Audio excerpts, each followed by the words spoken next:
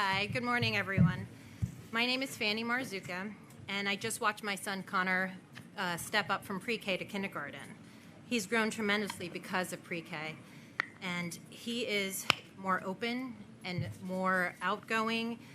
All he talks about is his science class, his gym class, and his art class. And in his science class, they've actually raised and hatched butterflies. Wow. And he's become a social butterfly himself.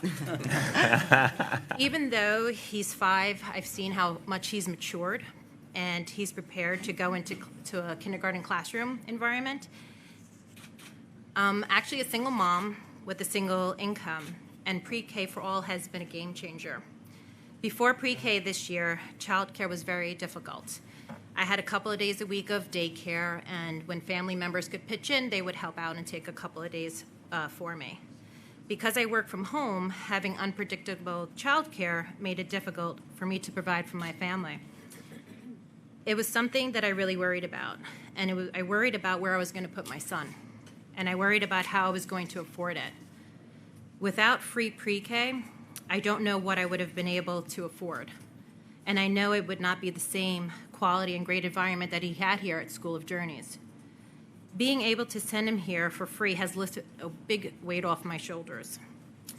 Because Connor was in pre-K, I could work more hours, and because I work from home, I can actually be more productive. I wouldn't be able to work if Connor was at home. The money we have saved has been a big deal for our family. Now I truly have peace of mind. I'll close by saying that I am a New York City native, born and raised in Brooklyn, and all of my family still lives here. I think we should have had pre-K for all along, but we didn't.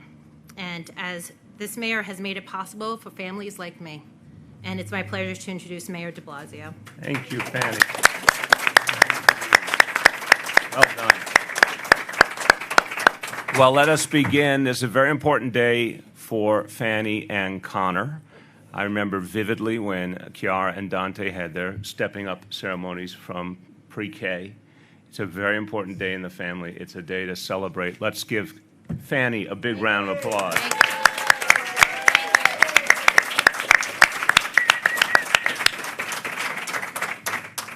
And I want to talk about some of the things Fanny said, what it means for families in so many ways. By the way, this is the largest pre-K center anywhere in New York City. It has been extraordinarily popular with parents. All of the pre-K classrooms here have just a huge number of parents who are talking about all the time how they want to get their kids here. It's been a great experience for those who have been here. This is what it's all about, lightening the burden for parents, making their lives easier, helping their kids get started right. But I want to say at the outset, I want to tell you we were delayed this morning because there is a lot of activity in Albany. Spoke this morning to both the governor and to Speaker Hasty. I'll go into more detail in the Q&A, but I wanted to apologize for the delayed start. It is literally because the very topic we are here to discuss is being acted on in Albany, and some important conversations had to happen. Let me thank the folks who are here. You're going to hear from in a moment, but also want to thank some special guests. Anita Gundana, the co-executive director of the Coalition for Asian American Children and Families. Thank you so much. Randy Levine, the Policy and Early Childhood Education Project Director for Advocates for Children in New York. Thank you. So many organizations that have supported pre-K and the changes made for communities all over the city. Also, a great thank you to our host, the wonderful Laura Scott, the principal of the School of Journeys. And the superintendent of my old District 15, Anita Skop, and thank you so much as well. Woo. So, it's really beautiful to spend time with those kids. It reminds you what all this is about. It's very simple. You can see in all of those children their pride. It was a big day for those kids. It was a big day for their parents. There was a lot of pride. But also meant every single one of those children had a chance to start their intellectual development, to start on the path of learning. Every single one of them had a guarantee, every single one of the parents in that room had a guarantee that that opportunity would be there for them. as Fanny said, that was not true in this city just 3 years ago. Let's remember, 3 years ago, many parents like Fanny had to struggle to find any kind of early child education, preschool, childcare, whatever you want to call it. Well, it was hard to find. We know that. Whatever name you gave it, it was hard to find, and it cost a lot of money. We've said many times, typical parent paid at least $10,000 per child, in many cases $15,000 or more per child. So Fanny is explaining not only what it meant for her son's blossoming as a learner, but also what it meant for her ability to make ends meet and give her child the kind of home she believes in. That's what this is about. It did not exist. Now it does.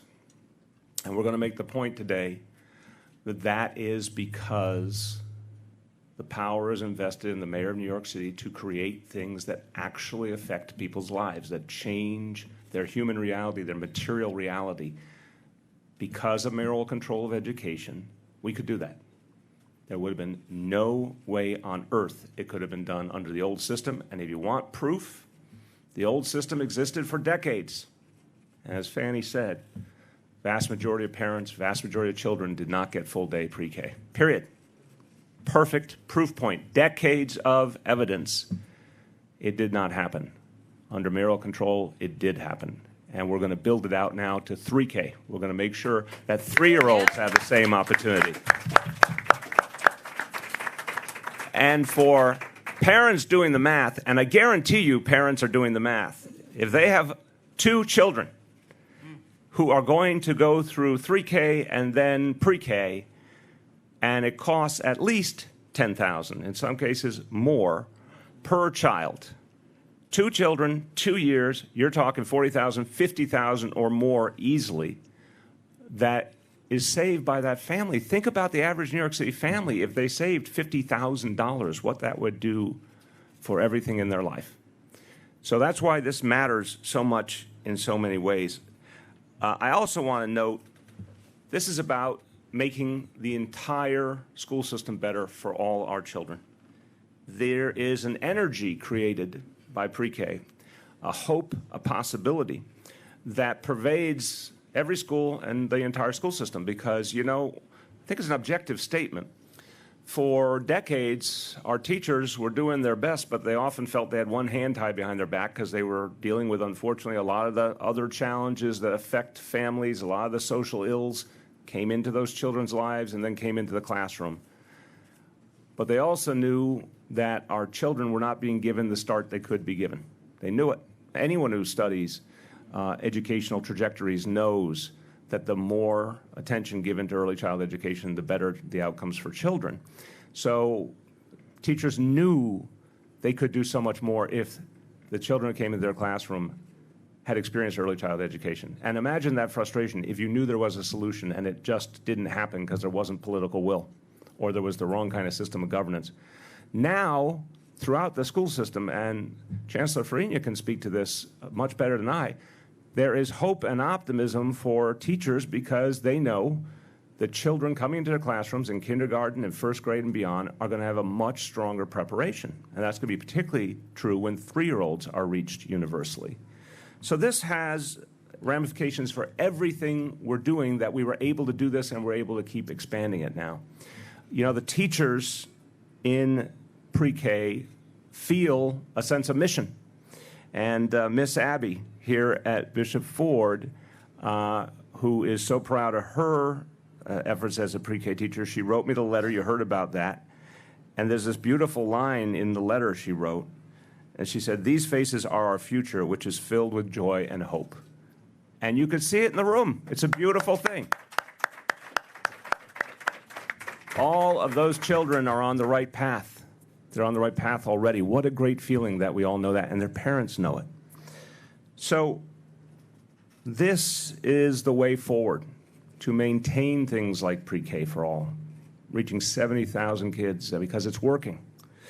And to go farther and think about all these pieces together and how they synergize. This is what the Equity and Excellence vision is all about.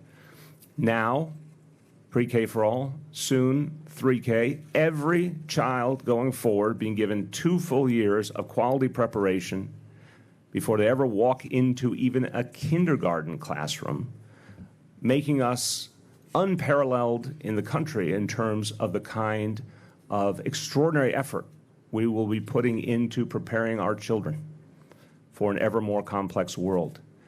The focus on getting all of our children on grade level reading by the time they take those 3rd grade tests on a massive scale, and then all we're doing in middle school, algebra and guaranteed after school for every middle school student, computer science for all across the whole school system, and AP courses in every single high school, regardless of zip code.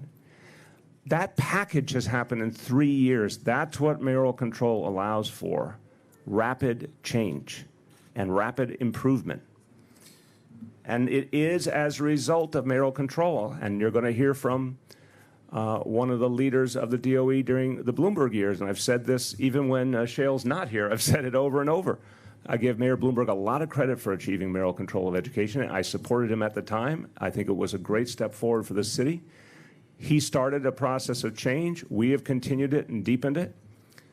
Graduation rate hovering around 50% just 15 years ago. Now, last year, 72.5%. Almost a 50% improvement in graduation rates in 15 years. Listen to that, 50% improvement in just 15 years. So let's be really clear about what is being debated today in Albany. And this is D-Day, this is 0 hour right now. Everything that we've talked about is now up for grabs. And a lot of us here at this table can testify from personal experience what 32 local school boards means in terms of the inability to create change across our entire school system and our whole city. If you have 32 school boards that have the power to choose superintendents and principals and to make budgets, et cetera, you have no guarantee there will be pre-K for all anymore. You have no guarantee that 3-year-olds will be reached over the next 4 years. You have no guarantee there'll be after-school programs in every middle school. You have no guarantee there'll be AP classes every high school. You have no guarantees anymore, because it then becomes bluntly the whim of school board members elected by very few people. That's one thing we all remember about school board elections. Very, very few people voted, and there was very little accountability for those school boards once they were elected, and there was way too often the very, very sad outcome of corruption and patronage and failure. And we've had 15 years of a school system getting better all the time. Maybe we've gotten too used to it. Maybe people are just taking it for granted. Well, guess what? In a few days, it could be gone. And then some people would say, oh, well, you know, everyone in Albany, they'll come to their senses, they'll fix it at some point. That's a real dangerous proposition. If they don't get this done, today, or worst case by June 30, then all bets are off as to what happens thereafter. And if you need a history lesson on how dysfunctional Albany can become, there's lots of evidence of that. It's a dangerous proposition to open that door again. So this is about 1.1 million kids. As I turn to the Chancellor, I'm just going to say, I would feel so differently about this whole discussion if anyone in Albany ever turned to me and said, hey, we don't think this is the best way to run the schools. We've got this other plan of how to run schools that's even better. But I've never had that conversation once with anyone. Everyone starts by saying, well, yeah, of course mayoral control is the best system. Well, if they all can say, of course, mayoral control is the best system, why don't they just vote for it?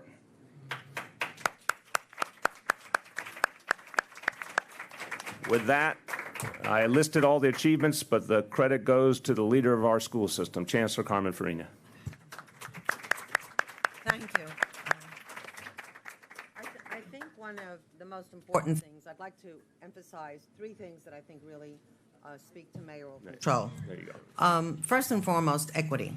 Equity means that no matter what your zip code, you're going to get the same services, the same expectations for kids, and the same quality teachers and principals.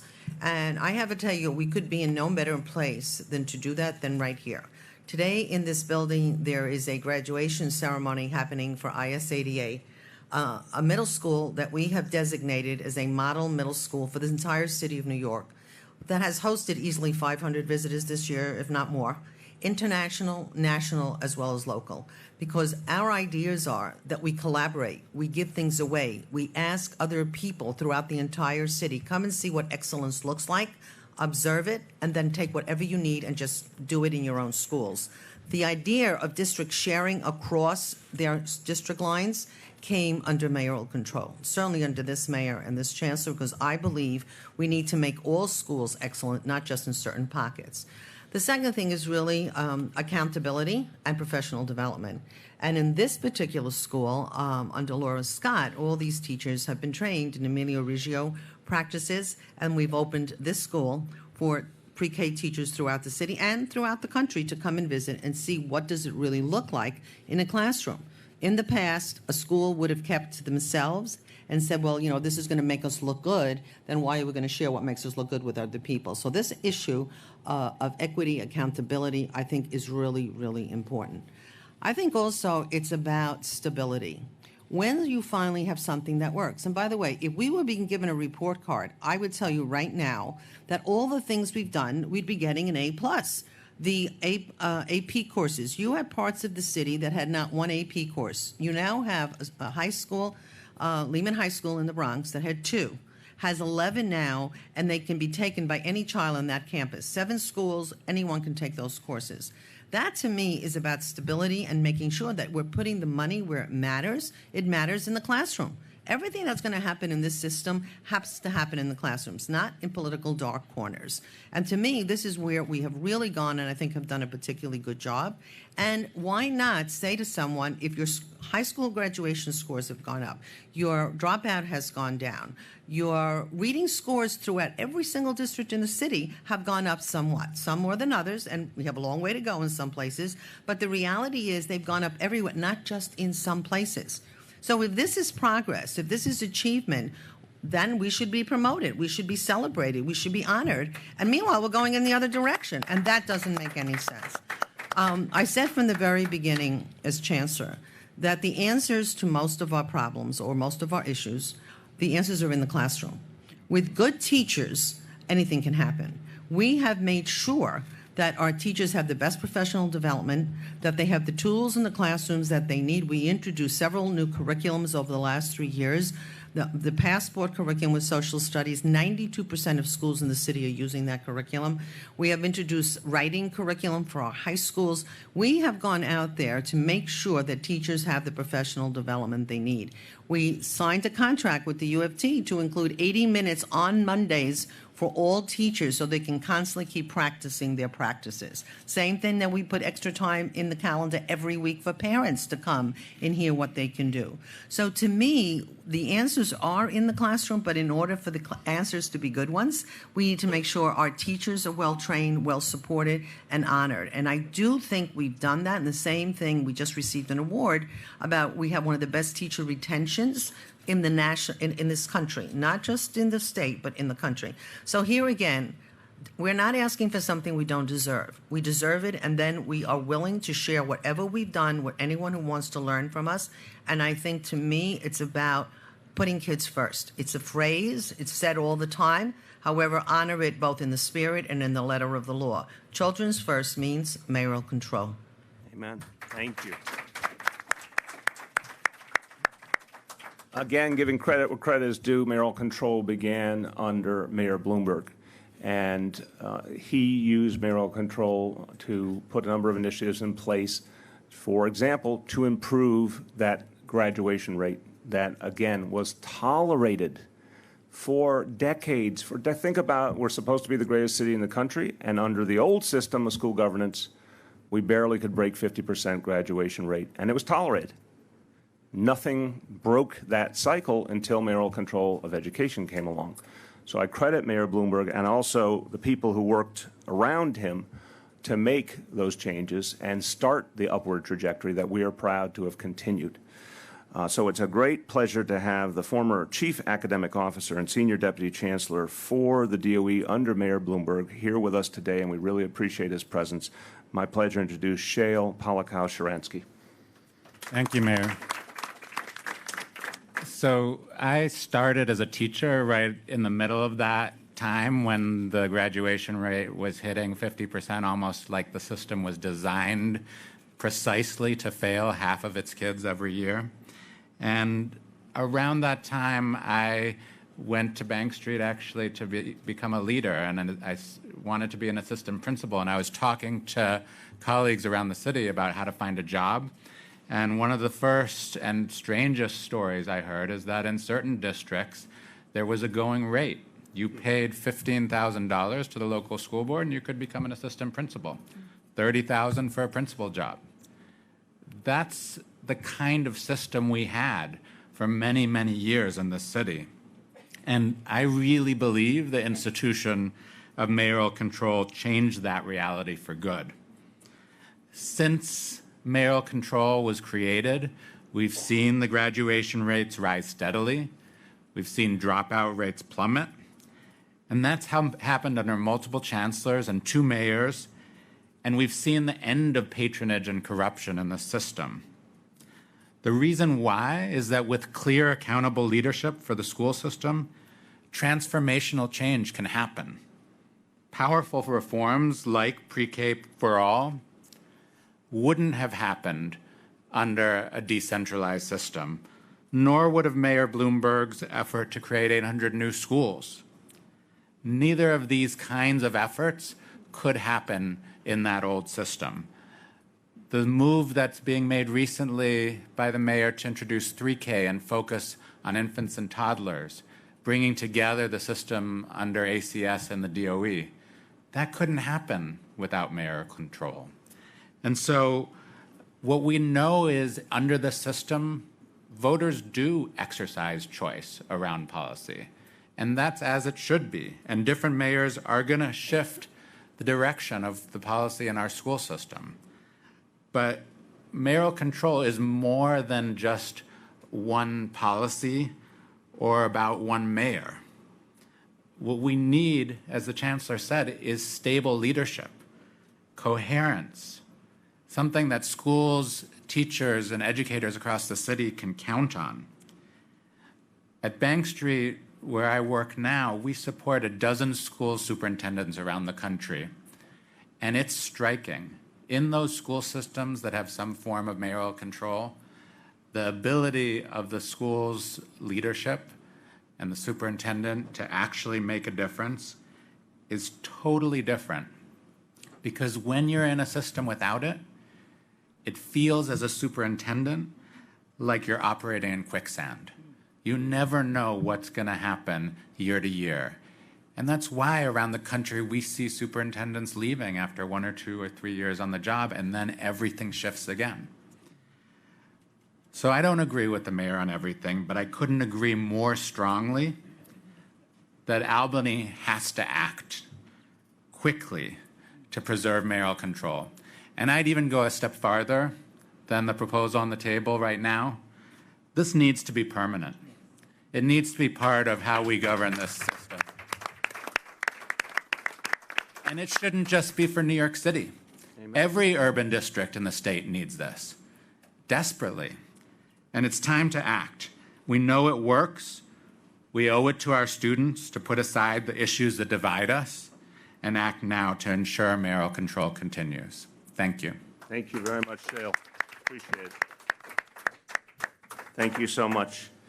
Now I'll introduce someone who represents this district in the City Council, understands also for years and years the district that Carlos Menchaca represents. I know it very well. A lot of kids were not given the opportunity they deserved in places like Sunset Park and Red Hook. And he understands the changes that have happened as a result of mayoral control. My pleasure to introduce Councilmember Carlos Menchaca. Thank you. Thank you, Mr. Mayor. And I am here to lend my voice and the voice of the City Council to continue this zero-hour debate. My name is Carlos Menchaca, and I represent Red Hook and Sunset Park in District 38. Welcome. One of the things that I want to say here is that we're not debating pre-K. We're not debating the programs that we're talking about, that we're elevating and we're lifting up with the stories of the young people and the parents. This is a question about accountability. And I want to make it very, very clear that when accountability is clear, good things happen. And the district has been a really great example of that work. In the last 3.5 years, almost 4 years, teaming up with the Department of Education, the School Construction Authority, and this mayor, we have been able to build and cite, well, not build yet, but cite 4 new schools in this community that are asking for elementary school and preschool sites because they're coming. They are coming. That doesn't happen unless you have a real sense and clear sense of accountability. And this mayor wants it. This mayor deserves that mayoral control. And that's what we're asking Albany to understand to its fullest. They are crippling our opportunity to continue the work that we are doing. And I myself am a product of Head Start. So I'm a Head Start kid and saw that change in my family where my mom had a 3rd grade education. We all spoke Spanish at home. And she dropped me off at Head Start saying, you got to go and learn English. This is what's happening with my families in my district. I'm seeing that firsthand every single day. And when I think about the possibility that Albany is not going to act in the way that we need them to act, we're not just seeing hearts open with hope and I forget that full line, the parent. They're not just full of hope and possibility.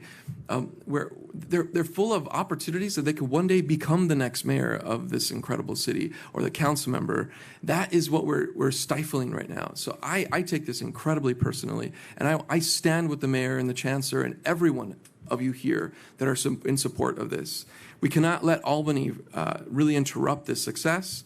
And I think I said mostly all the points here today, but I need all of you to understand how you need to get on the phone, you need to get on Twitter, you need to go out and use your voices right now, and whatever language you speak, to let Albany hear your voices. This is real, and this could actually impact us in ways that we have no idea. Let the progress continue, let mayoral control happen, not just today, tomorrow, but forever. Thank you so much. Thank you so much. Now, one of the foremost voices for economic and racial fairness and justice in this city, the CEO of the Federation of Protestant Welfare Agencies, Jennifer Jones Austin. Good morning. Good morning, Mayor.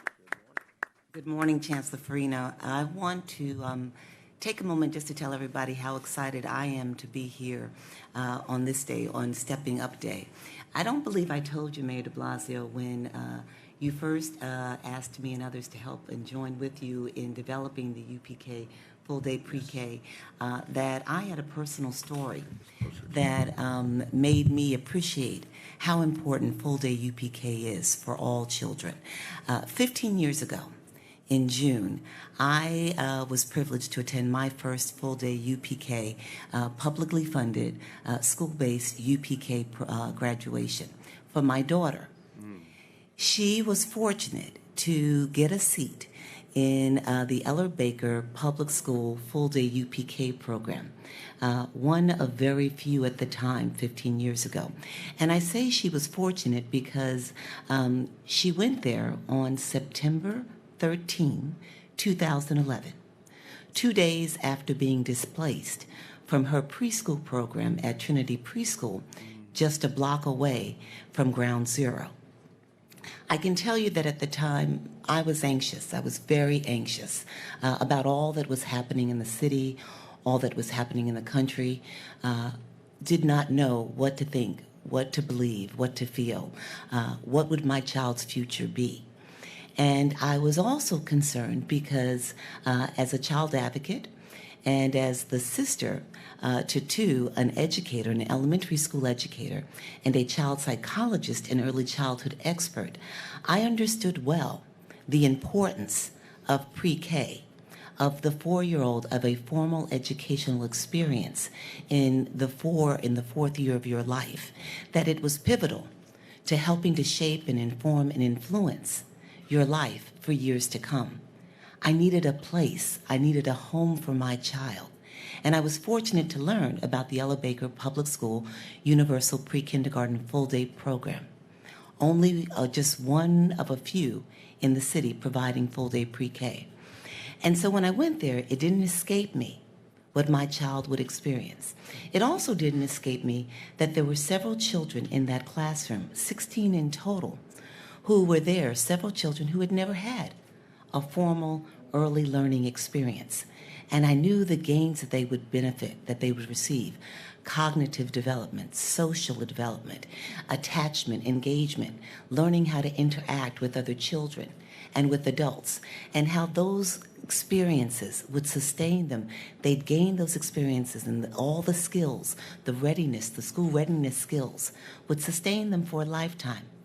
It didn't escape me that they were just one of just, like 16, I should say, of thousands of children in New York City who, I should say 16 among thousands of children in New York City who were getting this experience, and others were not. The Ella Baker Universal Pre-Kindergarten Program was the only one in the school, 16 children in that one school, the only one in the district, and just a few in New York City. So when Mayor de Blasio said he wanted to provide full-day pre-K for all children, all 4-year-olds, I readily stepped up and engaged because I understood the benefit, not just for children in the days, in UPK and in the weeks and the months that would follow, but for their lifetimes. And so I'm excited that today, because of what you've done, Mayor de Blasio, and what you've done, Chancellor Farina, and others in this room, because of what has been done, there are not just 16 children or 1,600 children or just 16,000 children. There are tens of thousands. Dare I say we're reaching hundreds of thousands of children now who are benefiting from an early learning experience that will take them through the years and give them the foundation that they need to thrive and succeed academically and in life. And that would not have been possible if it were not for mayoral control. That and many of the other advancements that have been made in education. And so I'm here not just because I want to applaud the mayor and Chancellor Farina and all of you who have done so much to create greater opportunities for children who otherwise would not benefit from pre-K. But I'm here because I understand the importance of it and all of these other advancements and how mayoral control is tied to it. We would not be seeing higher graduation rates, lower dropout rates, if it were not for mayoral control. So we have to stand together right now because we want to continue going forward. We can't go back. We have to appreciate that mayoral control, it's not an experiment anymore. Amen. This is not a pilot. It has proven effective. And so we need to press our legislators and our governor to stand with New York City and continue to extend mayoral control. And just as Shell said, not just this year, but permanently, because our children, our families, our communities deserve it. We have to do this. Thank you. Thank you very, very much. Finally, Shale, I have to say, I saw and heard lots of things over the years about school boards. I'm very appreciative that you offered that painful vignette of literally principal jobs for sale by corrupt local school board members. That was the reality, and that's part of why we were held back as a city and our children were held back. So the last speaker knows a lot about the decades and decades of struggle to clean up New York City. And the Citizens Union's been a part of this literally for many, many decades. And Dick, you remember the bad old days. You remember how the corruption was tragically commonplace, and I know the Citizens Union fought for change, and you've been in the forefront of this fight again this year. My pleasure to introduce Dick Dady, the Executive Director of the Citizens Union. Thank you, Mr. Mayor. Thank you for inviting us to participate, and Chancellor Farina and Councilmember Menchaca and others. Citizens Union has a big vested interest in the education of our children because they are the future of our city. They're the future of how our democracy is going to be practiced and how our government is going to function. As the mayor said, the previous system was rife with corruption. It was a different kind of pay-to-play culture for people to get jobs. It was very transactional. We entered this session up in Albany this year with three major issues that we wanted to get behind and push. One was additional ethics reform, essentially preventing the corruption, not just penalizing or punishing those convicted of corruption, but actually trying to pass measures that prevent it. We haven't gotten too far on that. Also, voting reform, trying to boost voter turnout. New York State ranks near the bottom of voter turnout in the country. We used to be at the top. Now we're in the bottom 5%. And our elections are not very competitive. We're not seeing too much of that either this year. I can understand why, because people have legitimate differences about what to do about improving our elections, improving the voting, our access to voting, and dealing with corruption. But this is a real head-scratcher, because mayoral control of city schools, which is our third major issue that we are wanting to see pass in Albany, we don't get. It's a successful program. It's been transformed over the last 15 years in terms of how our children are educated. The results, you've heard the significant results and progress that has been made have been laid out by others.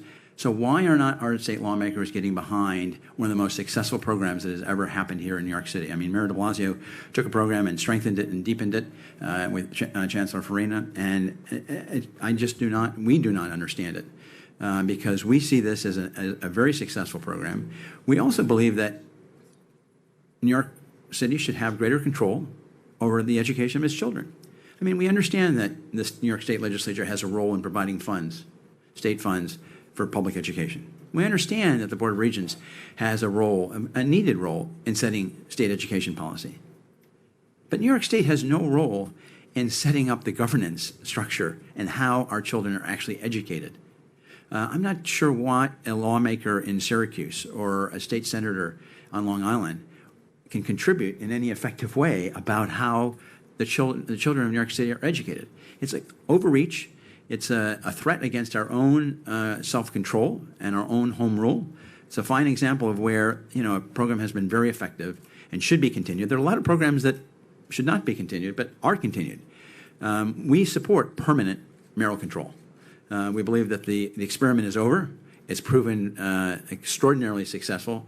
Let's lock it down. Let's have New York City be able to plan for the stability and the continuity that is so essential to the education of our 1.1 million students here. And we stand with the mayor and others in trying to see that the legislature passes a clean bill. We'd like to see permanent control, but we'll only accept just a couple years to get the ball rolling again, because this, to see this issue of public education of our children subject to the kind of political jockeying and used as a political football is just beneath many of those who serve in Albany. They should stand up in support of a successful program, pass it with no strings, and for a couple of years more. And we'll come back and pass it for hopefully with permanent control. But it's just a real head scratcher. This is a successful program that needs to be continued. And New York State, the governor, and the legislature just needs to get out of the way and let us do our job, because we're doing it very, very well here in New York City. Amen. Thank you. Thank you, Dick. I want to take questions on the mayoral control debate in Albany, and then we can see if there's any other questions. Yes, Grace. I'm hoping you can tell us a bit more about your conversations this morning with the speaker and the governor, what they told you, and what the status of things are. You said there's some movement. Yeah, and I will, again, respect the sanctity of private conversations while still trying to give you a flavor of what I see going on. There's a leaders meeting happening right now, scheduled for 9:30. I spoke to the governor and the speaker right before it, so my understanding is that is now underway. Yesterday, in succession, I spoke to Senator Klein, Senator Flanagan, that was around, Leader Flanagan, about 7 p.m., and then after that to the speaker and to the governor, and then again, as I said, to the governor and the speaker this morning. Look, I don't want to pretend to understand the Albany process, because it makes no sense to me, honestly. But I will say I emphasized yesterday evening to Leader Flanagan that I think despite all the hype, despite all of the language that's been used over the years to characterize the approach to charters here in the city, I wanted him to hear directly from me things that I have said publicly many times, and make sure he and I were fully communicating, both about the immediate decision, but also about how we can work together going forward. And I said to Leader Flanagan, look, when we created pre-K, that was our initiative. We reached out to charters from the very beginning, and they were central in the pre-K initiative, as were religious schools and obviously traditional public schools. When we did our initiative on after school for every middle school student, we reached out to the charters again and to the religious schools. These initiatives were successes across the board. Two examples that, I take a lot of questions from all of you and from constituents at town hall meetings over and over, and these are two areas where there's not a lot of debate, as you've heard from my colleagues. Pre-K has been working, and the after school for middle school kids has been working, done with charters. A whole host of different charter organizations participated in both. We announced 3K. We said that's going to be with charters too. And I also went over with Leader Flanagan the numbers. He's raised legitimate concerns, and I said to him, I want to answer in full faith and say, look, your concern is what happens when a charter applies for space. I said there's been 171 instances since January of 2014. I said in about 25% of those cases, they got the space they asked for. In about 50% of those cases, we did not feel we could give the specific space for a variety of reasons. There was a process thereafter in which we did not contest the right of those charters to get the lease money so they could get their own space. That happened in about 50% of the cases, and the remaining 25% are literally in process, and we'll end up with one of those two outcomes. So I said, for all intents and purposes, we have a functioning system for making sure that charters are accommodated. And further, I said to him, the current cap, by every historical reckoning, it has at least 2 more years to go on it. So the issues around the cap can certainly be treated in the upcoming legislative session next year, where there's still plenty of time for the existing charter spaces to be utilized in the meantime. And I said to him I was happy to work with him on that. I would happily sit down, and there has not been that kind of meeting over these last 3.5 years, and I've welcomed it. I said I would happily sit down and figure out how we can find common ground on these issues going forward. But they literally do not need to be treated at this moment with mayoral control hanging in the balance. Again, I'm not going to characterize his side of the conversation. I will say it was a respectful conversation. It was a substantial conversation in terms of length and detail, and we agreed to speak again today. In terms of the governor and the speaker, we've been talking about different ways to break through the logjam.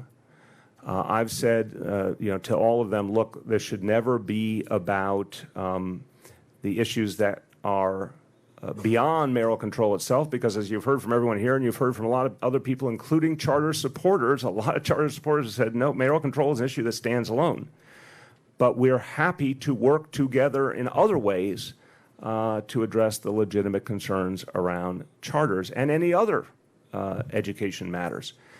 So just different, again, I think I have to respect the sanctity of the negotiating process, which is up to them. They're the 4 men in the room. They've got to sort it out along with the members of their bodies. But I've said, anytime they want a meeting, a phone call on anything to work through these details, we are standing by. The chancellor went up in person yesterday and had a variety of conversations. As you know, a whole host of members of the administration are up there right now continuing conversations. We believe there's time to get this done. And my message to them was, we will do everything we can to cooperate. But as I said yesterday, the whole world is watching. You have until the end of the night to either approve an extension of mayoral control or continue your session until you do. And if that doesn't happen, there's going to be a huge amount of reaction from all across New York City. Yeah. You made a very bold announcement earlier about 3K for all, which is one of the for all programs that your administration has been announcing recently. Does mayoral control would have an impact if you didn't get it on 3-year-olds going to school? Yeah, if we don't get an extension of mayoral control, I hate to say it, but I think the 3K for all proposal could be dead.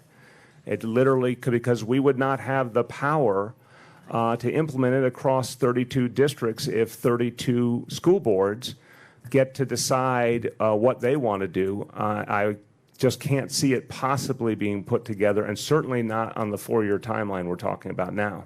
You've been around for a long time. Yes, sir. As a councilman, as a public advocate. I know you very well from District 15 as the chancellor.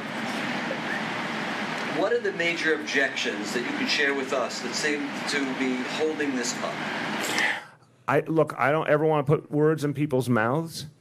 I'm not going to attempt a political analysis. All of you can do that perfectly well. There's plenty of obvious politics going on. But I will say, I think there's two things that are fundamental here. And I welcome others who want to jump in. One is, are you linking or are you not linking? I believe there are some issues where there should not be a linkage. I really do. I think when something as basic as how you govern the school system, that's not for horse trading. Is it literally that you could say, well, we'll give you mayoral control for education in exchange for X? Is that literally how this is going to go down? I don't think that's acceptable on something of this seriousness. And I think that's one of the fault lines here. And again, a lot of charter supporters feel the same exact way. They can disagree on a host of things, but they do not want to see mayoral control of education undermined. Ironically, I think Shale would agree with this, whether you believe that charters are a fundamental part of the solution or whether you're a questioning of charters, the end of mayoral control education is not good for the charter movement either, in many ways, because no one's in charge. And it's all now at the whim of 32 different school boards. So that's part one. And I think part two is the point that Speaker Hastie has raised, that why is it that the upstate counties get tax extenders with no strings attached? But there is an effort to put a string attached to something for the city of New York, which is 43% of the state's population. I want the upstate counties to get their tax extenders. I don't think it's right to put strings attached to them. I don't think anyone should interfere with local governments trying to do their job. So I want Onondaga County and Erie County and Monroe County to get their tax extenders and all the others. I would never presume to support anything that would put strings attached or restrictions on that. But it shouldn't happen to us either. So I think those are central points, and that's the point that Speaker Hastie has made. Did anyone want to add? I would say that the one thing that really hasn't been up for discussion a lot is that, you know, the mayor and I meet on a regular basis. And when the mayor puts forth his budget, a large part of his budget really goes to education. And it really is based on what's best for kids. And we didn't have that in a lot of administrations because the budgets were, and we lived that, at the local level. So when the districts all decided individually how to use their budgets, there was a wide variety across the city. And I remember having those discussions as a superintendent with my school board about what percentage of the money should go to professional development, which should go to other things such as, you know, maybe a new school building or refurbishing. But it was always about the kids. That conversation did not happen in other parts of the city. So you saw money, a big percentage of money not going directly into classrooms. And I think when you have a mayor that's accountable and the budget is part of the discussion, because you can't separate what we're doing in our schools from money. If you're looking at the AP for all, if you're looking, all of this costs money. So having it as a mayoral priority and having the city council take on a big ownership of this as well, because we're all on the same page, to me, is what makes good education. This is not being done by a chancellor or a mayor. It's being done by the political entities in the city of New York who have made this a priority, including parents who say this is what we want to see in our schools. So I think not putting us in charge of letting the budgets speak for the priorities is a very important part of mayoral control. Just one other point before Marcia. And again, Carmen and Shale have tremendous institutional knowledge here. Everything was a fight. Like, this is what I want people to feel. You know, you heard what Carlos said. The city council agrees with a lot of this vision. Sometimes they have tough questions. Sometimes there are things they don't agree with. But in general, there's a high level of agreement. There's a seamlessness between City Hall and the Department of Education that's literally, 100 feet away. And that was another good thing that Mayor Bloomberg did, was putting the Department of Education in the Tweed building, so there was a direct connection. We don't waste the time that used to be an everyday occurrence in this city. I am telling you, it was stunning. To get anything done was a major drama that could go on for months or years on any issue because no one was in charge. You had 5 borough presidents and the mayor all appointing members to the Central School Board, and no one had a majority. And again, that could be happening again as early as July 1st if this is not resolved in Albany. So no one has a majority. And then let's throw into the mix 32 local school boards, all with different power structures and constituencies, and all with different priorities, and unfortunately with no accountability structure. And it was madness. And so while many other good things happened in New York City, for decades, no one could even pretend to say our schools were getting better. For decades. So it finally was changed. And God bless Mayor Bloomberg, he did the right thing. It finally was changed. And then the results have been meteoric over a Republican and a Democratic administration. You guys, everyone, whether it's parents in the room or whether it's journalists, you expect things to happen quickly. When we started pre-K, you're like, show us the results, and it's so on and so on. Every single thing, you ask the numbers, and you expect the numbers to move on time, on budget. That was inconceivable in the past. On time and on budget were words that did not exist when you had a Central Board of Education with no one having a majority and 32 local school boards. So it's just astounding to me because when I say chaos and corruption, those aren't, overstatements. It literally happened, and we were paralyzed. Marcia. Sir, I have 2 questions. Yesterday I went to Albany and I spent a long time with Speaker Flanagan. Leader Flanagan. Flanagan, sorry. And the first question is this. He believes that charter schools are public schools, and that he's concerned about the 50,000 kids who are on waiting lists for charter schools. He charges that your administration has treated charter schools, his quote, not mine, like the proverbial red-headed horse. What is your response to that? Look, again, I have respect for Leader Flanagan. We've had a series of conversations that have been respectful and open. I believe there's a lot more to the story because we have now, I think it's over 100,000 kids in charter schools, and of course they're public schools. It's the easiest thing in the world for me to make clear. Charter schools are public schools. Charter schools are part of how we educate our kids. I gave a speech in 2014 at Riverside Church, and I said, look, I care deeply about what happens to each child, whether they're in a traditional public school, a charter school, a Catholic school, a Jewish school, a Muslim school. They're all private school. They're all our children. They're all going to inherit the city. They all have to succeed. And we work with all types of schools in a variety of ways. So what I want to point out that I think dispels some of the fear, the growth of charters has been consistent. We're now over 100,000 kids in charters. They are continuing to grow organically. Just the ones we already have are building out their grade levels. So you're going to see a growth of them organically. On top of that, as I mentioned, there's at least 2 years more of charter cap to be used, meaning more charters can come along and they can apply and they can set up. But the very process that goes through and the number of available spaces, we know that's at least 2 more years absolutely accounted for. So where is the problem here? We believe everyone can flourish together. And I don't know the exact number today of kids who are on various charter wait lists, and I don't want to conjecture about that. I know that the charters are continuing to grow, and we're working with them. And I know the traditional public schools are continuing to get better, and we have ample evidence of that. Everything we've talked about, the graduation rate, the test scores, these are objective measures of whether schools are getting better.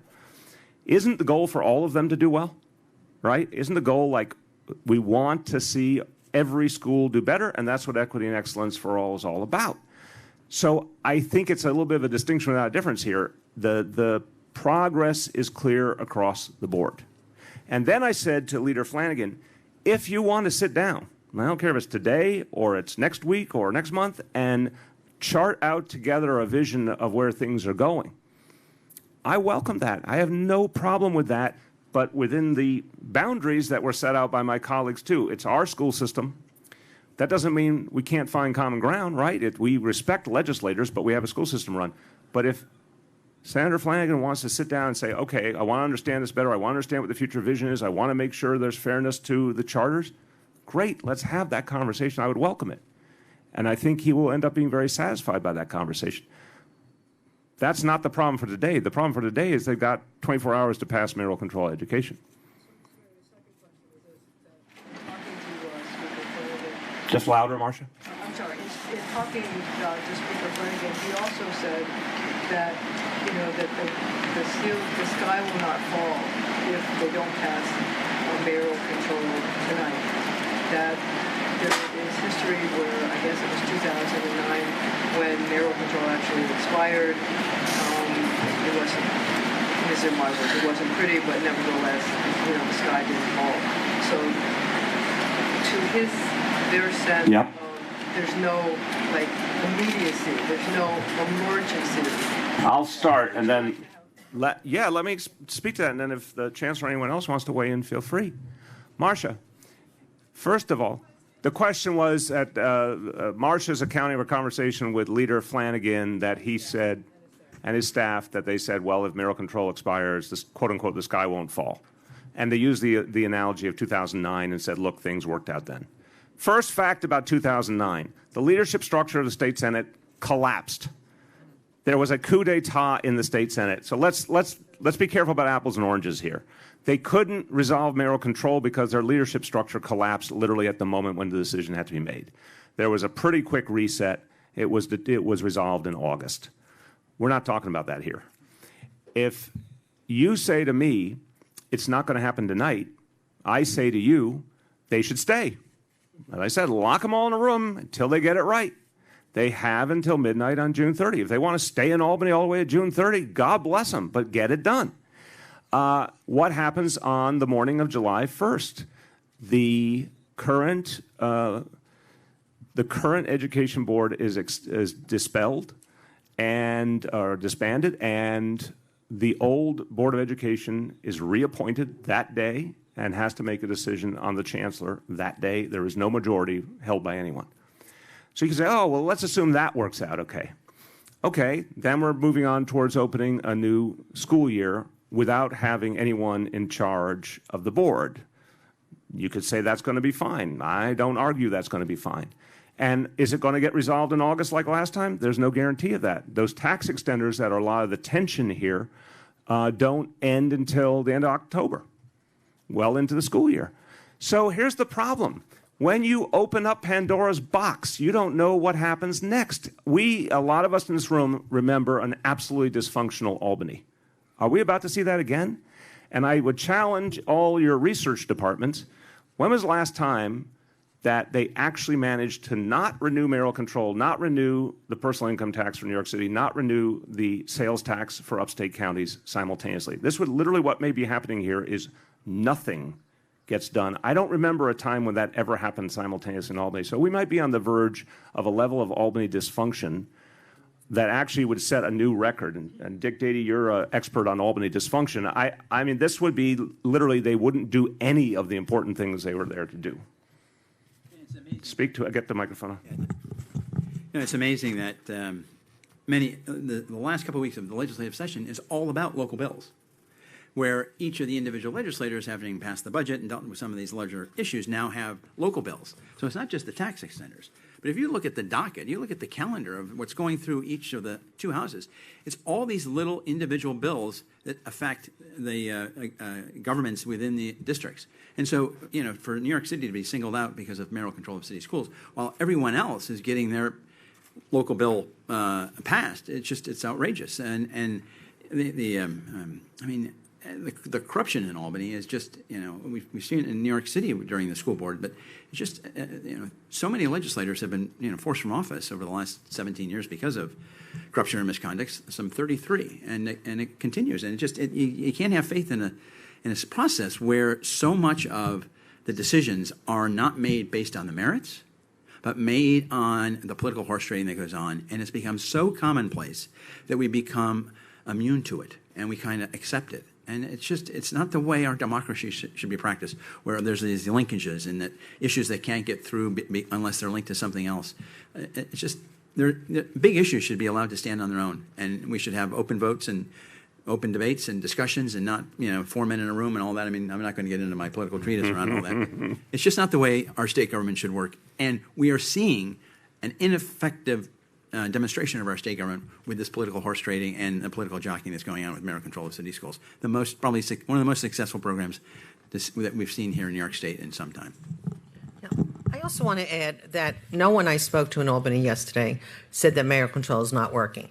So one of this aspects of this to me is be courageous and vote what you know is right.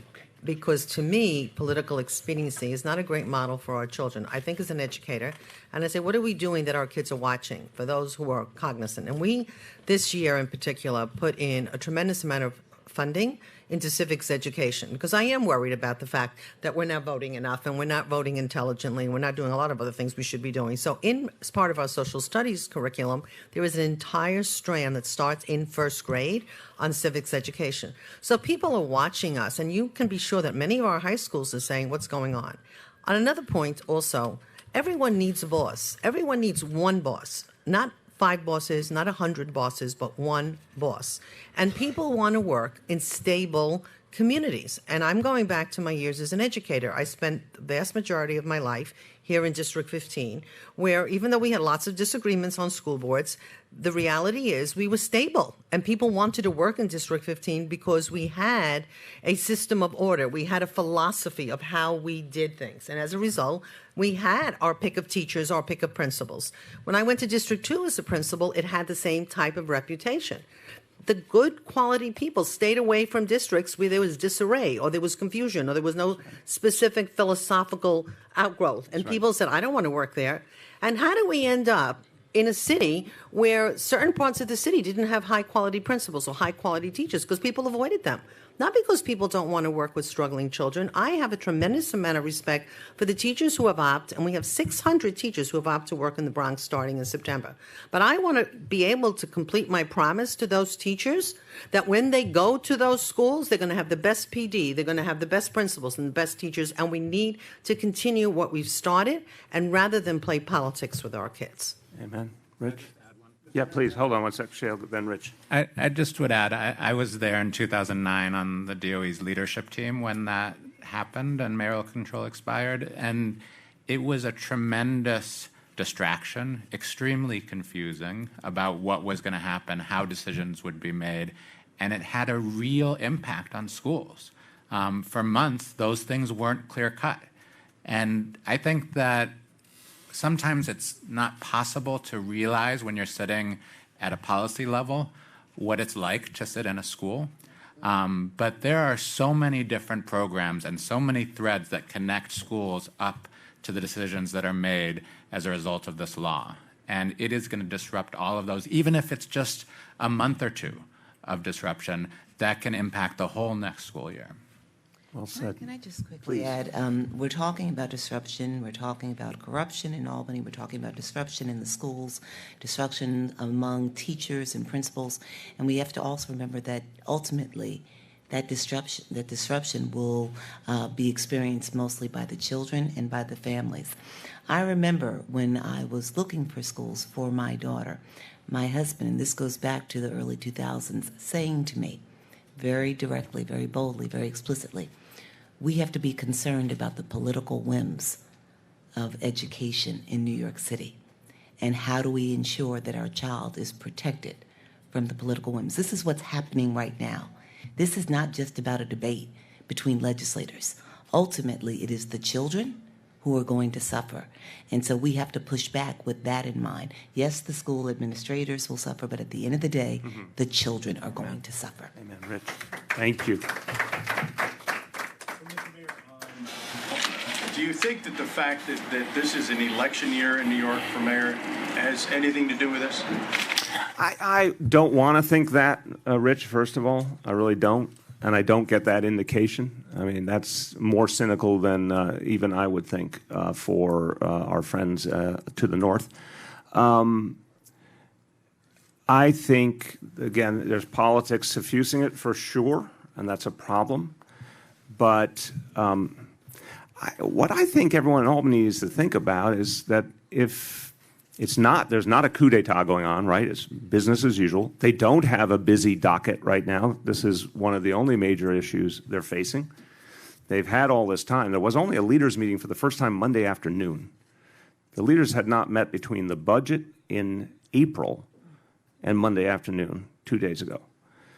So I think they all have to think about not only their responsibility to children, but what are they going to say if they don't resolve this? And so and of course, Rich, that will dawn on people more and more with every passing hour. They actually have responsibility. They're holding it in their hands right now. So no, I don't see a particular connection to this election year, and my blunt appraisal is that it's going to be felt a lot more up there than it is down here if you're talking about politics. Willie? Over a month ago, you had an event in City Hall with business leaders to talk about the same subject. Yep. There's multiple events since then. You and the chancellor and your guests are saying virtually the same thing that you said a month ago or that you said at all the others. But why will the results from what you're saying be any different today than they have been? Well, it's a fair question, Willie, but I would argue to you that there's a lot of facts here that don't normally break through in the everyday blur. You know, I understand there's lots of dramatic news that has to be covered, and I understand there's, you know, the flavor of the day in the news media and one thing and another. Something like how we govern our schools is not exactly a sexy topic. But the more opportunities we have to explain to people what it actually means for their kids and what it would mean to have it taken away, the more the better. And I do think there's been an uptick in understanding as we've gone over these weeks, and I do think the coverage is read by all the decision makers in Albany. And you know, one thing that was clear this week, you referenced that press conference where we unveiled a letter from 105 CEOs that the New York City Partnership put together. 105 CEOs who, certainly a lot of them don't agree with me on some other matters.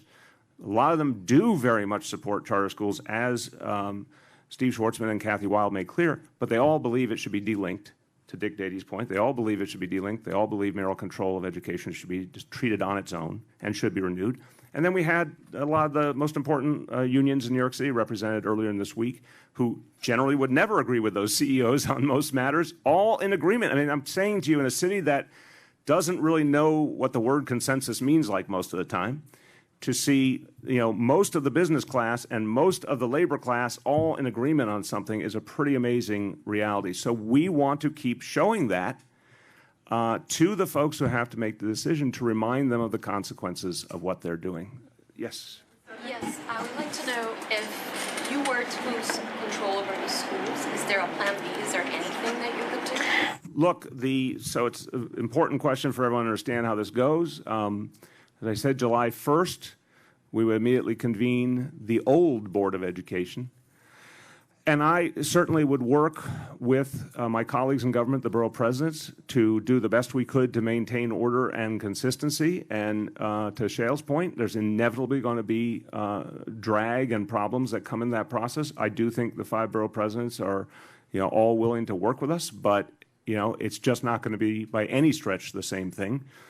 That's only the beginning. As we get closer to the school year with all the decisions, I'm telling you, the weeks leading up to the school year, and I have 2 witnesses here, are some of the most frenetic activity you could possibly imagine. To launch a school year for 1.1 million children is an epic exercise. We won't have the unity of command. That's going to be a huge challenge. And then the school board elections, which I think the people will start declaring their candidacies. Money will start flowing in, as I've said, under, tragically, the Citizens United decision of the Supreme Court. I know Dick Dady shares this view. Limitless potential spending by school board candidates and their various backers. If you don't think unions should have a big influence, well, they'll be in heavily. If you don't think hedge fund folks should have a big influence, they'll be in heavily. Everyone's going to put a lot of money into it.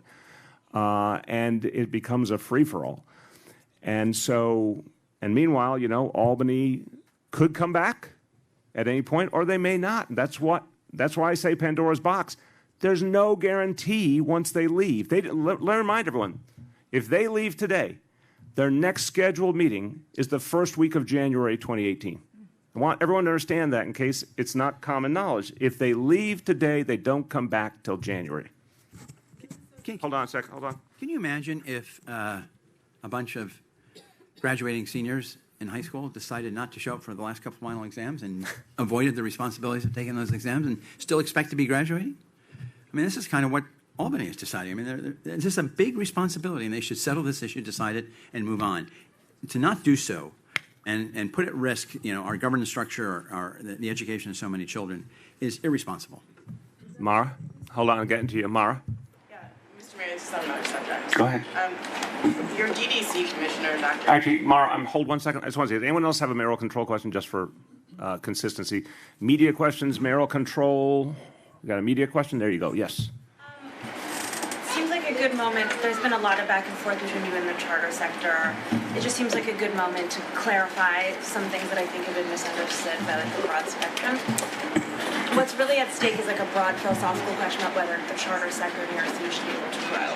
Do you think that the charter sector in New York City should grow, and would you commit to supporting growth, which means lifting or eliminating the cap in January? I do not believe in an elimination of the cap. I do believe that the existing growth pattern itself, and again, guys, I really ask you to be very exacting in your representation of this. The existing growth pattern, if we did nothing, is substantial. It's now, again, over 100,000. It will keep growing by tens of thousands. And then there's 2 more years of cap available right now, meaning if everybody decided to show up and apply to open new charter schools, there's enough, practically speaking, for 2 years or even more of new charter school development, given the number of licenses available right now for New York City. How things should be handled thereafter is a conversation that's a very worthy one that I would happily have with all the other stakeholders. But I would argue if your position in the world is I want to see more charter school seats, they're already coming. They're already coming because the sector is growing naturally. If a school is, for example, a K-5 school and they started 2 years ago and they've only done the first couple of years, they still will build out a first grade, second grade, third grade. They'll keep growing. And if there are still dozens of available licenses, charter networks can come forward and take those licenses and keep growing. So that's where I think there is a misnomer running through all of this. I want to see children in every type of school succeed. I've said that many times, and I've tried to show it. Here's the other thing, and I don't want to speak for Leader Flanagan, but I think he at least appreciated this point. If we voluntarily included charters in pre-K and in the after-school program for middle school kids, and we've already announced they will be part of 3K, those are not minor matters. Those are big growth areas where they will play a major role. So I think the charter movement is diverse, a lot of great schools, some schools that aren't so great, a lot of schools that take on extraordinary responsibility for kids in need, some, I would argue, less so. But I've visited charters. I went to the Harlem Dream School last year. I went to KIPP last year. I visited charters that we are working with very well, believe are contributing greatly to the education of our children. We're going to keep working with them. So I think we should all take down the temperature. Let's put aside personalities. There's some particular personality dynamics. That shouldn't be the center of this discussion. Are we working with the charter movement across the board? Yes. Is it growing in New York City? Yes. Are they being invited into our major new initiatives? Yes.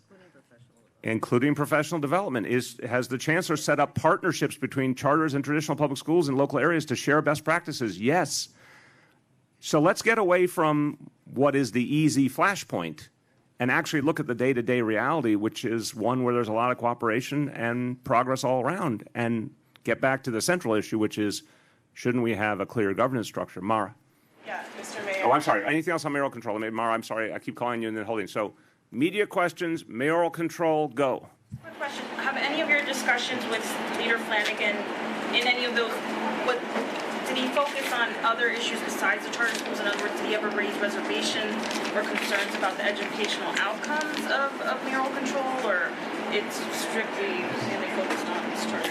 No, and I want to be consistent in this. Again, I've never had an unpleasant conversation with Leader Flanagan. I've never had an angry conversation with him.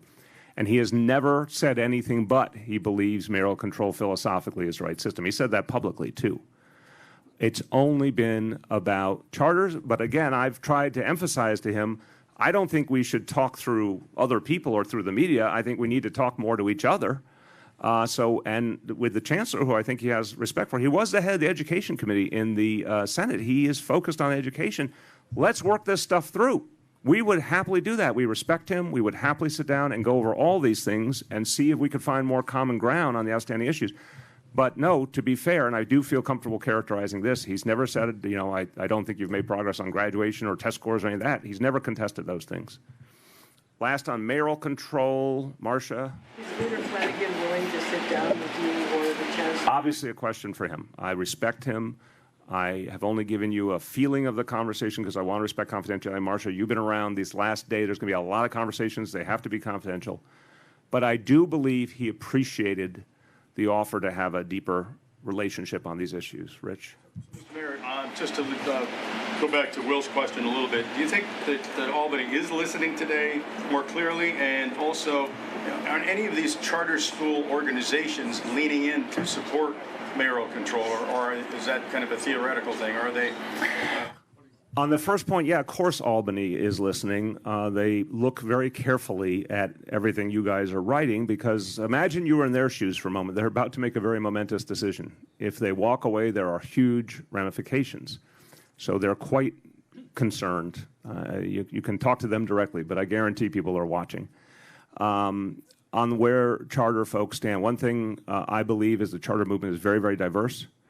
I do believe the vast majority of people I've ever spoken to in the charter movement believe in mayoral control education. And again, some of their most prominent backers have come out in the last few weeks and said, we want a no strings attached renewal of mayoral control. I am certain there are people in the charter movement communicating that concern to everyone in Albany. I also understand they have their own politics they have to navigate, and they're probably doing that more privately than publicly, and I respect that. I understand that. Any conversations with the UFT president, Michael Mulgrew? Because my understanding is he's may not be in those leaders meetings, but his opinion on this deal certainly matters, at least to the assembly. I've certainly spoken to him, but I think we should not overrate anybody else's influence but those four people. You know, the four men in a room, used to be three, now it's four. Whether we think that's the ideal system of making decisions or not, it is the singular reality in Albany, and it's between the four of them. So you know, I'm not going to speak for Michael. He and I agree on many things, but I think this one transcends any of the things that he is raising at this point. Just on the charter cap, I understand your argument that there's room for growth and there's time to decide that. But obviously for people in the sector, you know, coming up close to the cap creates some uncertainty. And like you said, Albany is never a sure thing as far as getting the cap raised.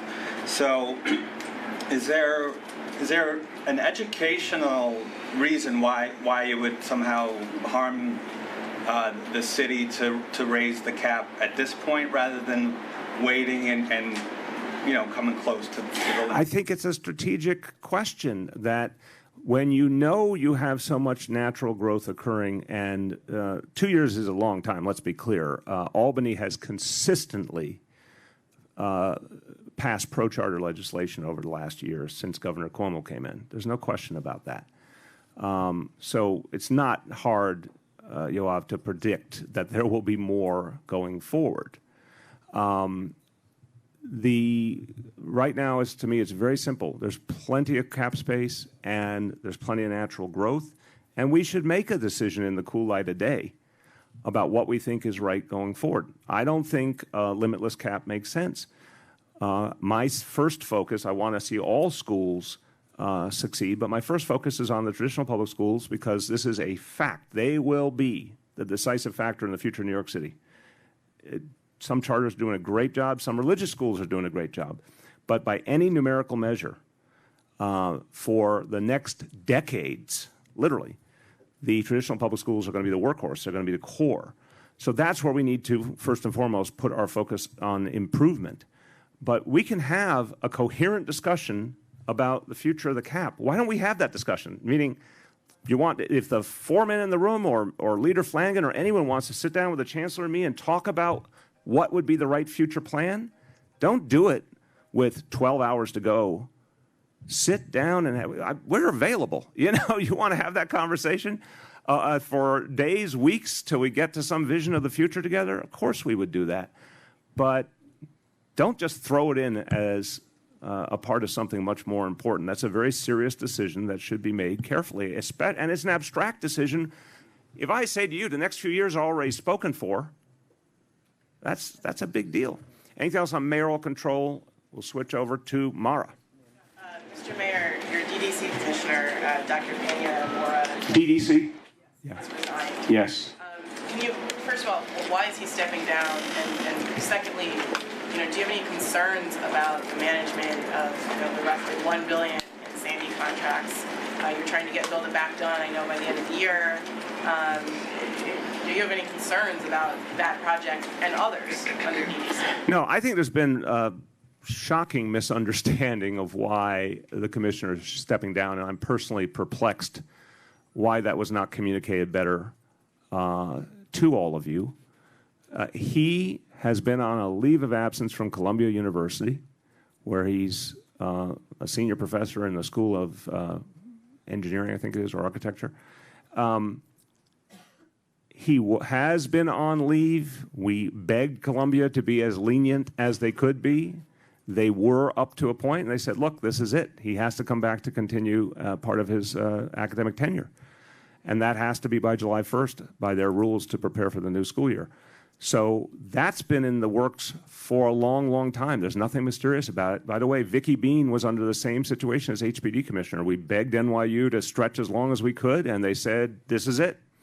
Got to come back in January. She came back in January. It's not unusual.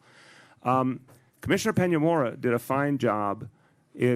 Put aside Build It Back, which I think was a structural problem long before any of us got here, and I've said very publicly, I wish we had had the presence of mind to say, wait, let's reconsider the whole thing. But we tried to continue with the existing structure and improve upon it, and I think it was in many ways so flawed it could only be fixed so much. So if you look at everything else that DDC has done, I think there's a hell of a lot of achievement. We've given them a huge capital budget to work with, much more than in the previous administration. They had a lot they had to do. They had a huge workload, and I think they did a fine job. On Build It Back and everything else, there will be an interim commissioner in place before Dr. Peña-Mora leaves. And that's an agency with a lot of bench, a lot of professional talent, a lot of career people. They will certainly be able to continue the mission. Okay, back there, yes. Mayor, what do you think of the plan Governor Cuomo announced yesterday to give himself, he already controls the MTA, but to give himself a pure majority of the MTA? I have not really seen the plan or focused on it. Look, I'll just speak about the current reality. There was a little back and forth there for a few weeks, but I like where it ended up, where the governor took full responsibility for the MTA. We're ready to work with him. My understanding is Carl Weisbrod just got approved by the Senate, so we'll have our full complement of 4 MTA board members. And we're ready to work with the governor to make the big changes needed for our subways. That's the name of the game. Now, as to the exact structure of seats, again, I haven't seen it. I don't have a comment on it at this point. But the real fundamental issue is we need the MTA to focus on New York City subways and shift resources and shift strategic focus to the New York City subways. That's the simple outcome. Needs structurally any more control, or do you think he already has all the control? Again, having not seen the legislation or had a chance to, we've had our minds very much on mayoral control, as you know. I'd say only the beginning point. What became clear a few weeks ago is Governor affirmed his current status as effectively controlling the MTA. I don't want to comment on the new legislation. I have not seen it. Okay, Willie and then Grace. Question and then a follow-up. At what point did you know, since you're saying it's all in the works, Which one? Mora was going to be leaving? I personally asked Columbia University to be as lenient as they could be with the timelines. That goes back a year or more. So this is, again, something that is normal when you hire an academic who has tenure. You can only keep them so long. I mean, again, maybe you guys are, I'm not saying this to be in any way provocative. Maybe people are not familiar with this. I am familiar with this because I've worked in lots of settings where this is an issue. If you take someone from academia and they have tenure, you cannot keep them. It's as simple as that. There's a time frame, and when that time frame runs out, they either give up their job at the academic institution or they go back. And I don't know anyone who gives up their job at the academic institution. On that, since Build It Back is at such a crucial point, given all the delays and over budget, that you pledged to get it done by the end of the year, do you have a replacement for him? And if not, why not? So first of all, Build It Back's crucial moments were a long time ago. And again, I've said very clearly, it should have been designed differently from the beginning. I wish we had reset it at day one. We made a decision in the name of continuity. I don't think it worked out the way we hoped by any stretch, and we are not happy about it. I'm just not happy. It's my responsibility. I don't like what happened. I have to take full responsibility for that. That being said, I think it's something like 1,500 homes have been completed since October, and they continue to be completed all the time. There's plenty of leadership at DDC to continue that. When you ask a question like that, respectfully, I think it misses the fact that there are plenty of people who are already assigned to work on this. It's one small piece of what DDC does. DDC builds a host of things, billions of dollars of things around the city. The Build It Back leadership is in place, Amy Peterson, obviously, and others. That's moving along. We will have an interim leader before the commissioner goes, and then we'll have a permanent leader shortly thereafter. Who did I have, Grace? I wanted to just get your reaction to the agreement that James Blake reached with the CCRB to create, I guess, a legal fellowship within the agency to do outreach about police complaints.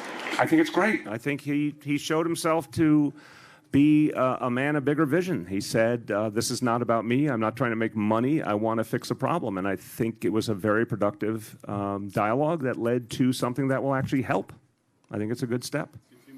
Okay, Gloria? Mr. Mayor, going back to the DDC commissioner, if knowing that hiring an academic comes with this caveat, why hire somebody out of the academic world? And have you considered appointing someone who could be strategically in charge of construction and overseeing this project, these kind of projects that take so long and it's so much money, and there's just such a backlog of projects that need to get done?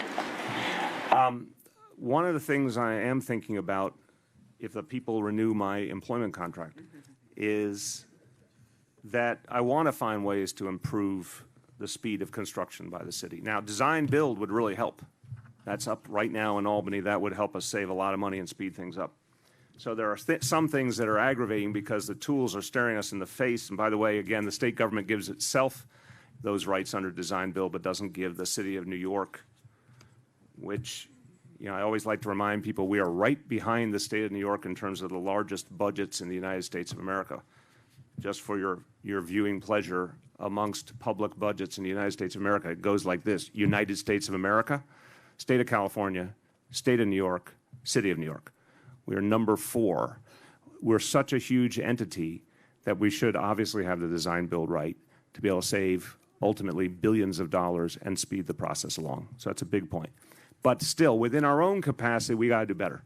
So if I have an opportunity to stay, I'm going to think about what we can do differently to improve the process for sure. On your first question, I want to emphasize, and again, it may be there's just a lack of familiarity. So for those of you not familiar with it, I want to make it clear. When you hire any commissioner, you love it if it could be for a whole term, assuming the person's good, right? You'd love to keep them for 4 years. But everyone who's been in this work knows that 2 years is not uncommon, 3 years, right? You're hiring people with a hope of 4 years, but if you get 2 good years out of them, that's still a lot. When we hired Vicky Bean, we hired Fenyoski Peña-Mora, we knew that they only had a few years, a minimum of 2. We ended up getting Vicky Bean for 3 full years and Fenyoski Peña-Mora for 3.5 years. Perfectly fine. They did great jobs. They were the right people. I'd take that deal any day. I think there was one more in the back I saw. Was that you? Go ahead. Okay, great. Marcia, last word.